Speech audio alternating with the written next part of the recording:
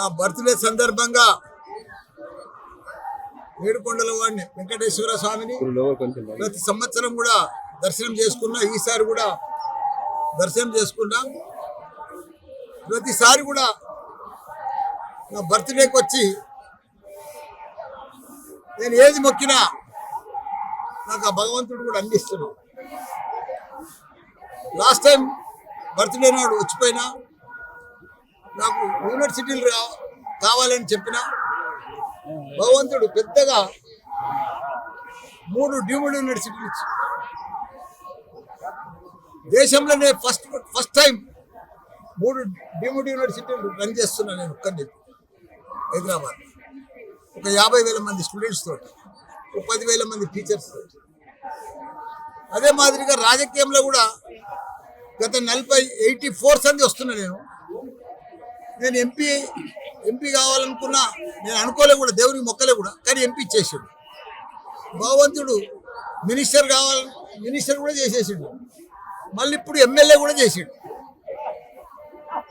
కానీ ఇప్పుడు భగవంతుని ఏం కోరుకున్నా అంటే మళ్ళీ మా కేసీఆర్ సీఎం కావాలి. ఎందుకంటే ఆయన గత 10 సంవత్సరాలు దేశంలోనే ఒక చరిత్ర సృష్టించారు. ఒక ఆదర్శ రాష్ట్రంగా తీర్చిదిద్దింది భారతదేశంలో. తెలంగాణ అంటే ఒక అన్నపూర్ణ రాష్ట్రంగా తీర్చిదిద్దింది. ప్రతి దాంట్లో కూడా 12,769 గ్రామాలు ఉంటాయి తెలంగాణలో. ప్రతి గ్రామానికి డంపింగ్ యార్డు, గ్రేవ్ యార్డు, తాగునీరు, సాగునీరు, 24 గంటల కరెంటు. అసలు అభివృద్ధి కూడా ఎక్కడ లేదు దేశంలో.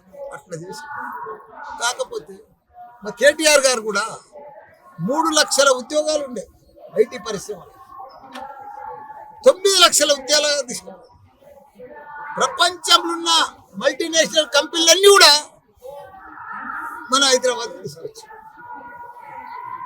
ఒకనాడు ఐటీ అంటే బెంగళూరు ఉండే, దాన్ని కూడా బీడ్ చేసే పరిస్థితికి తీసుకొచ్చి. రియల్ ఎస్టేట్ అయితే ఇండియాలోనే నెంబర్ 1 ఉండే. అలాంటిది ఇప్పుడు చూస్తే ఆగం రియల్ ఎస్టేట్ లేదు, ఎక్కడ కూడా పరిస్థితి బాగలేదు. ఒకనాడు ఆంధ్రలో అంతా అమ్ముకొని ఇప్పుడు హైదరాబాద్ ఇప్పుడు అంతా రివర్స్ అయిపోయింది. మళ్ళీ ఇప్పుడు ఆంధ్రలో మన తెలంగాణలో ఇప్పుడు అమ్మితే కూడా అమ్మబోతలేదు. ఇప్పుడు ఆంధ్ర అంతా కూడా చంద్రబాబు నాయుడు చాలా బాగా చేశారు.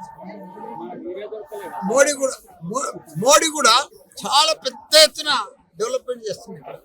లక్షల కోట్ల రూపాయలు కూడా ఇక్కడ అభివృద్ధికి ఇస్తుంది. అక్కడ ఉన్నది కూడా డెవలప్మెంట్ లేదు.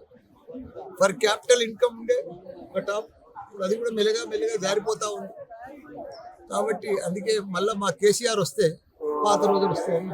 అసలైన తొలి వెలుగు. ఫాలో వాట్సాప్ @తొలి వెలుగు అఫీషియల్.